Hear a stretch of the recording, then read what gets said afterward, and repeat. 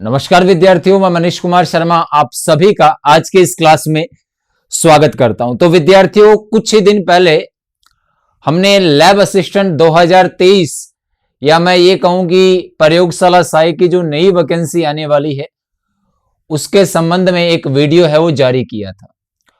उसके पश्चात बहुत सारे विद्यार्थियों के कमेंट भी आ रहे थे और हमारे जो हेल्पलाइन नंबर है उस पर फोन कॉल्स भी आ रहे थे, जिसमें कि बहुत सारे डाउट उनको मिल रहे थे कि क्या सर इसमें सीईटी लागू होगा या नहीं होगा, सर भर्ती कब होगी, सर कितने पोस्ट होंगे, सर आप नया बैच कब जारी कर रहे हो, सर इसमें मेरी आयु इतनी है, क्या मैं इस पेपर में बैठ सकता हूं या नहीं बैठ सकता।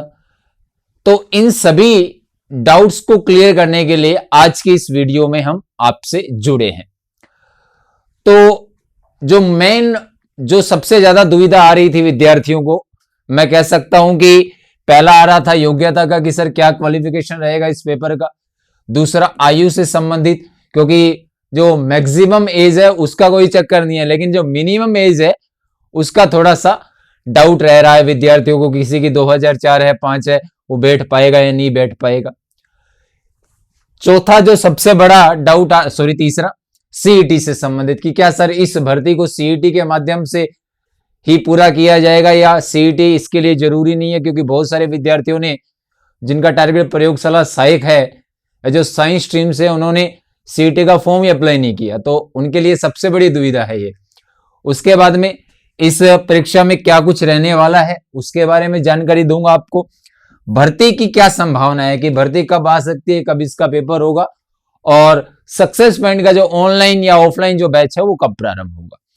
तो इन सभी बातों पे आज हम चर्चा करेंगे और अंत में आपको एक बहुमूल्य बहु उपयोगी बात है वो आपको बताऊंगा, जो आप सारी जरूर देखिएगा।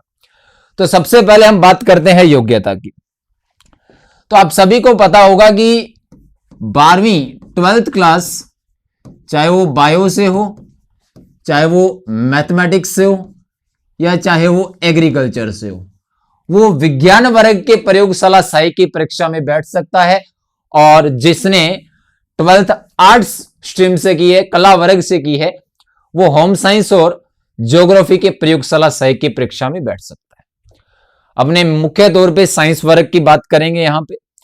तो योग्यता तो यही रहेगी कि 12वीं क्लास, इसमें कोई चेंज नहीं होगा, कोई ग्रेजुएशन नहीं करेंगे इसमें, चाहे वो बायोलॉजी का हो, चाहे वो मैथमेटिक्स का हो, चाहे वो एग्रीकल्चर का हो, क्योंकि पिछली बार भी कृषि विभाग के कुछ पदों को इसमें शामिल किया गया था और बहुत सारे कह रहे थे सर एग्रीकल्चर है, हमें तो नहीं लिया जाएगा, लिया गया है उनको। ठीक है, तो इसमें किसी के कोई दुविधा नहीं होनी चाहिए कि एग्रीकल्चर वाला बैठ पाएगा कि नहीं बैठ पाएगा। बैठेगा, अवश्य बैठेगा, सिलेक्शन लीजिए, आपको कोई बाहर नहीं करेगा। क्लियर है बात। तो योग्यता से संबंधित कोई डाउट नहीं रहना चाहिए आपका। उसके बाद में आयु, तो मैक्सिमम तो आप सभी को पता है 40 साल होनी चाहिए, और उसमें भी अलग अलग वर्गों को अलग अलग छूट भी दी गई है। मिनिमम 18 साल। जो 2022 की वैकेंसी थी उसमें उन्होंने कहा था कि 18 वर्ष आयु कब पूरी होनी चाहिए, तो उन्होंने बड़े बड़े शब्दों में लिखा था 1 जनवरी 2023 तक। ये पिछली की बात कर रहा हूं मैं, 2000 लैब असिस्टेंट 2022 में जो थी। अब 23 वाला है, तो सीधी सी बात है कि पेपर भर्ती प्रक्रिया पूरे होने में 24 चला जाएगा। तो जिनकी भी आयु 1 जनवरी 2024 तक 18 साल की हो रही है, स्पेशली मैं उन विद्यार्थियों के लिए ये बात बोल रहा हूं जो अभी 12वीं में है या लास्ट ईयर 12वीं के एग्जाम दिए हैं, उनके लिए ये है कि उनका 1 जनवरी 2024 तक 18 साल पूरा हो रहा है, तो वह अवश्य पेपर में बैठेंगे। और अगर 1-2 महीने कम भी रह रहे हैं तो कोई दिक्कत नहीं है। गवर्नमेंट अगर आप पेपर पास करते हो तो कभी भी आपको बाहर नहीं करेगी किसी भी तरीके से। ठीक है, तो आयु संबंधित जिन भी विद्यार्थियों की 18 साल आयु 1 जनवरी 2024 तक पूरी हो रही है, वो सारे के सारे विद्यार्थी इस पेपर में बैठ पाएंगे। इस भर्ती के लिए वो अप्लाई कर सकते हैं, और खास करके वो विद्यार्थी जो अभी मार्च में 12वीं का एग्जाम देंगे या जिन्होंने पिछले साल 12वीं क्लास के एग्जाम दिए, तो उनके लिए तो बहुत अच्छा है। ठीक है, अभी अभी आप 18 साल की आयु पूरी करके आए हो और अभी अभी आपका सिलेक्शन हो जाएगा, आपको एक अच्छी जॉब मिल जाएगी। उसके बाद में बात करते हैं सीईटी की। तो सीईटी चाहे वो ग्रेजुएशन लेवल स्नातक स्तर का हो, चाहे वो सीनियर सेकेंडरी स्तर का हो, किसी भी पेपर की जरूरत नहीं है इसमें। जो विद्यार्थी सीईटी की तैयारी कर रहे हैं विज्ञान वर्ग से हैं, फरवरी में उनका एग्जाम होगा, सीनियर सेकेंडरी वाला और स्नातक वाला अभी चल रहा है। तो सीईटी अभी वो उसी में लगे रहिए, अलग से इस पे ध्यान मत दीजिए, सीईटी का जरूर जारी रखिए। और जिन्होंने फॉर्म नहीं भरा है सीईटी का, विज्ञान वर्ग से हैं, कला वर्ग से हैं, वो टेंशन फ्री रहे, तनाव बिल्कुल भी नहीं रहना है कि मैंने तो सीईटी का भरा ही नहीं है फॉर्म, मैं प्रयोगशाला सहायक में बैठ पाऊंगा कि नहीं बैठ पाऊंगा। नहीं चाहिए इसके लिए सीईटी। सीईटी का आप नोटिफिकेशन देख लेना, उसमें कहीं भी प्रयोगशाला सहायक लिखा ही नहीं है कि प्रयोगशाला सहायक की जो भर्ती होगी वो सीईटी के माध्यम से होगी या जिसके लिए सीईटी अनिवार्य है, ऐसा नहीं लिखा। उसमें डिवाइड किया हुआ है कि कौन कौन सी भर्ती के लिए सीईटी जरूरी है और प्रयोगशाला सहायक उसमें नहीं है। क्लियर है बात? उसके बाद में लिख देता हूं मैं, सीईटी की आवश्यकता नहीं है बड़े बड़े शब्दों में, ठीक है। उसके बाद बात करते हैं परीक्षा स्कीम।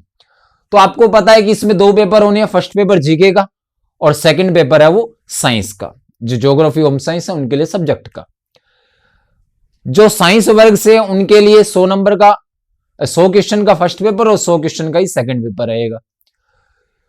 फर्स्ट पेपर में राजस्थान जी के, इंडिया जी के, करंट और साइकोलॉजी के क्वेश्चन आपको मिलेंगे 100 क्वेश्चन और 200 नंबर का ये पेपर होगा। और सेकंड पेपर में फिजिक्स, केमिस्ट्री और बायोलॉजी और साथ में जनरल साइंस के 100 क्वेश्चन आपको मिलेंगे, वो भी 200 नंबर का। और जो विद्यार्थी हमारे साथ पिछले बार जुड़े थे, बहुत सारे विद्यार्थी जुड़े थे और बहुत सारों का चयन भी हुआ है, अभी फाइनल लिस्ट आने ही वाली है कुछ ही रोज में। तो वो विद्यार्थी जो हमारे साथ पिछली भर्ती में जुड़े हुए थे और उनको मैंने पेपर से 2 या 3 दिन पहले, और मैं शुरुआत से जैसे ही परीक्षा का ये स्कीम बदला था, पहले अलग था, पिछली बार चेंज हुआ था, तो मैंने उनको कहा भी था कि चाहे कुछ भी हो जाए, कुछ भी सब्जेक्ट जोड़ दे, कुछ भी हटा दे, मेरिट है वो 270-80 से ऊपर नहीं रहेगी। और फाइनली भी यही रहा। और जिस विद्यार्थी ने इस बात को माना था उसका सिलेक्शन भी हुआ है। बस एक थोड़ा सा ध्यान देना है कि इसमें आपको 40% लाना कंपलसरी है। लेकिन कई बार ऐसा भी हो जाता है कि पेपर अच्छे लेवल का और कईयों के 40% नहीं बनते, तो वो ऊपर नीचे हो जाता है। जैसे पहली बार जब 2016 में नोटबंदी के टाइम लैब असिस्टेंट आई थी, उस समय 38% ही मेरिट रही थी फाइनल, तो उसके लिए कंपलसरी नहीं है। अब आते हैं बात अगली पे, भर्ती कब। यह सबसे बड़ा मैं कह सकता हूं कि मुद्दा है कि सर भर्ती कब आएगी, क्योंकि अधिकांश विद्यार्थी जीवन में या हमारी सोच ये होती है कि भर्ती आएगी तब तैयारी कर लेंगे, अभी इसकी कोई हाना नहीं है, तो इसको ध्यान में मत रखो। लास्ट टाइम भर्ती आई थी और मैंने वीडियो बनाया था कि बजट में लिखा हुआ है भर्ती आएगी, और उसके बाद हमने बैच शुरू किया था। बहुत सारे विद्यार्थी हमसे जुड़े, हमारा बहुत अच्छा बैच रहा वो। लेकिन लास्ट में जब ये बदला परीक्षा का सारा सिस्टम कि सब्जेक्ट जोड़े गए, तो बहुत सारे विद्यार्थियों ने मेरे को भी बोला था और मैंने भी ट्वीट किया था इसके बारे में कि समय कम है। तो इस बार वो नौबत न आए जो कह रहे हैं कि पेपर अगले गवर्नमेंट करवाएगी, पेपर ये गवर्नमेंट नहीं करवाएगी, या जो कह रहे हैं कि अभी भर्ती नहीं आएगी। तो मैं आपको एक बात कहना चाहूंगा और आपको आगाह करना चाहूंगा कि लास्ट में फिर ये ना करना पड़े कि ट्विटर पे ट्रेड चले। समझ गए? अभी से लग जाओ, पेपर का सिलेबस है वो बहुत बड़ा है, अभी से करोगे तो अंततः आप अपने लक्ष्य तक पहुंच पाओगे। बहुत बड़ा है, विस्तृत सिलेबस है, आसानी से 1-2 महीने में होने वाला नहीं है। नहीं ये ल्यूसेंट पढ़ के या 9वीं 10वीं की विज्ञान की किताबें पढ़ के होने वाला है। इसमें अच्छा मार्जिन 11th-12th की एनसीईआरटी क्लियर होनी चाहिए, तभी आपका सिलेक्शन होगा। तो भर्ती की मैं बात कर रहा हूं, तो 23 जनवरी से बजट सत्र शुरू होने वाला है राजस्थान सरकार का, और सरकार है वो इस बार जल्दी ला रही है। हमेशा फरवरी एंड में या मार्च में शुरू होता है बजट सत्र, और आपको पता है कि पेपर लीक प्रकरण हो रहे हैं, बहुत सारी चीजें हो रही है। तो युवा है वो राजस्थान की इस सरकार से बहुत ज्यादा नाखुश है। तो गवर्नमेंट है वो हर संभव कोशिश करेगी, अंतिम बजट है, कि युवाओं को इसमें ज्यादा से ज्यादा टारगेट पे रखा जाए। तो भर्ती अवश्य आएगी, और भर्ती आने के तुरंत बाद आप तैयारी पे लगोगे, ये मेरा मानना है। अभी से लग जाओ, बाद में होता रहेगा, 15 दिन बाद बजट आ जाएगा, तो आप अभी से शुरू कर दीजिए तैयारी। कितने पद होंगे तो मान के चलिए कि 1200-1300 के करीब ये पद देंगे देंगे, अंतिम है। अब बात आती है परीक्षा की। गवर्नमेंट फरवरी में बजट सत्र शुरू करती है, तो लोगों को भी पता है लास्ट बजट है, तो शायद ये एक भर्ती ये जो सरकार है वो पूरी ना करे, अगली सरकार करे। लेकिन इस बार बजट पहले आ रहा है, तो गवर्नमेंट के भी दिमाग में ये है कि ये जो धारणा बनी है इसको हम तोड़ें। गहलोत सरकार भी ये चाह रही है कि लोगों की ये जो धारणा बनी है कि भर्ती अगली सरकार ही कराएगी, इस धारणा को तोड़ें, इसीलिए जल्दी ला रहे हैं बजट।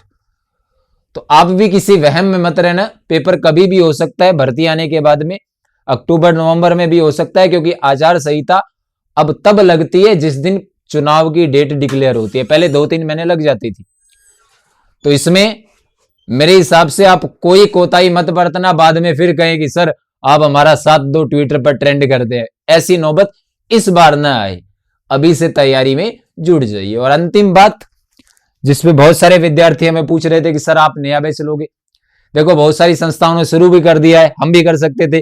पूरा कोर्स रिकॉर्ड बड़ा है पिछली बार वाला, सिर्फ एक वीडियो डालनी थी, नया कोर्स आज ही लीजिए, ये ऑफर है।